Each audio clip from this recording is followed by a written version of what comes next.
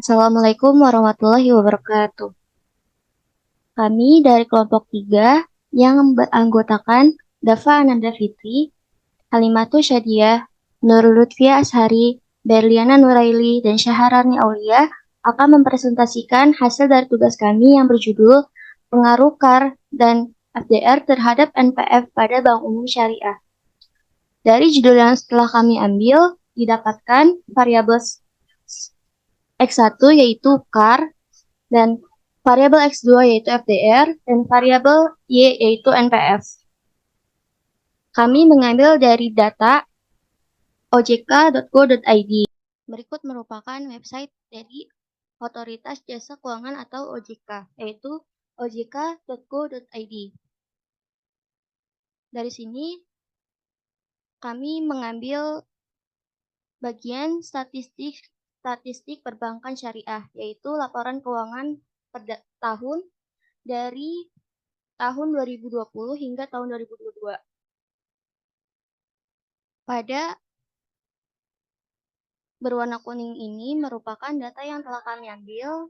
Di sini terdapat KAR, yaitu sebagai X1, NPF, NPF sebagai X2, dan FDR sebagai Y. Dan ini untuk tahun 2021-nya juga sama seperti sebelumnya, yaitu tahun 2020. Tahun 2022 juga sama. Jadi, dari ketiga variabel tersebut, kami mengambil data dari OJK. Berikutnya.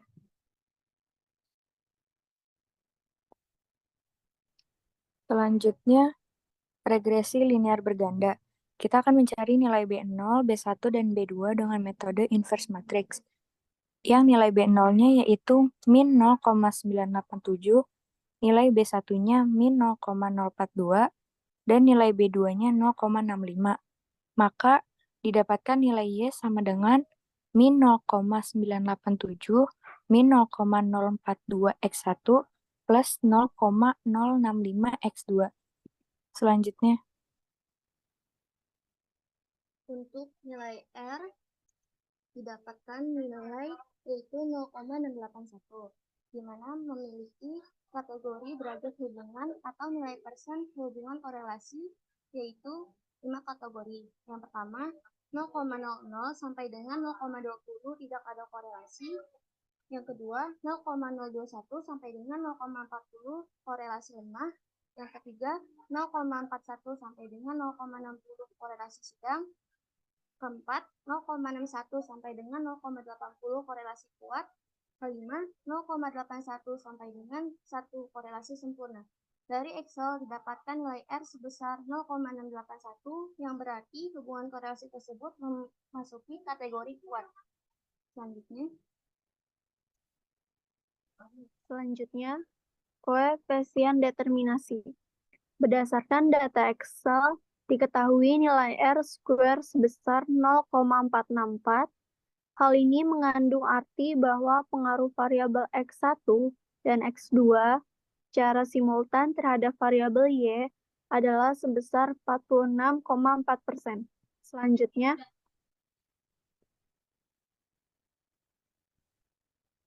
Selanjutnya, Teh hitung didapatkan hasil yaitu min 1,416, Teh hitung 2, 3,546, dan Teh tabel yaitu 2,035.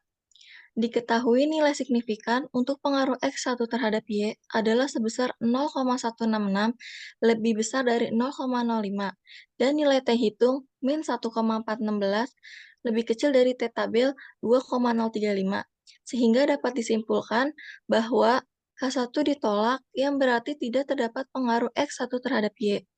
Diketahui nilai signifikan untuk pengaruh X2 terhadap Y adalah sebesar 0,001 lebih kecil dari 0,05 dan nilai T hitung 3,546 lebih besar dari T tabel 2,035 sehingga dapat disimpulkan bahwa H2 diterima yang berarti terdapat pengaruh X2 terhadap Y. Selanjutnya dapat kita ketahui F hitungnya berjumlah 14,304 dan F tabelnya 3,285. Maka dapat disimpulkan H0 ditolak. X1 dan X2 secara simultan berpengaruh signifikan terhadap Y. Selanjutnya. Dari data Excel yang telah kami buat, kami akan menguji tingkat validitasnya antara SPSS. Yang pertama, buka aplikasi SPSS terlebih dahulu. Lalu kami akan mengcopy paste dari data Excel yang telah kami buat.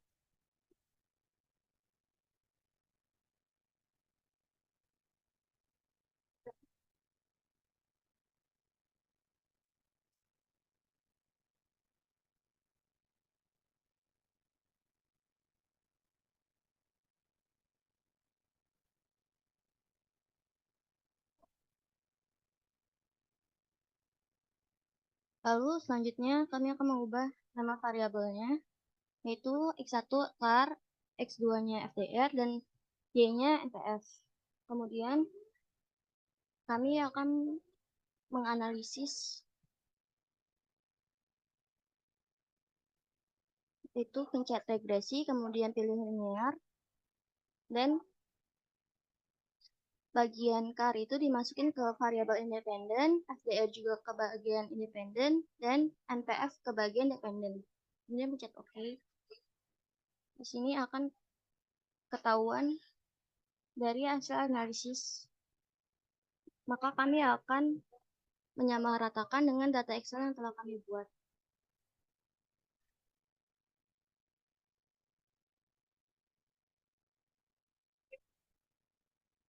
Yang pertama, bagian B0.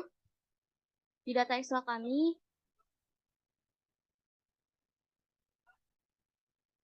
menghasilkan nilai min 0,987.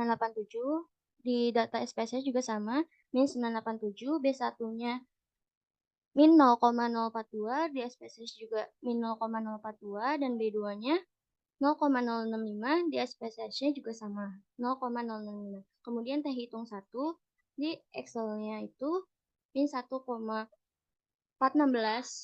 di SPSS juga sama, min 1,14.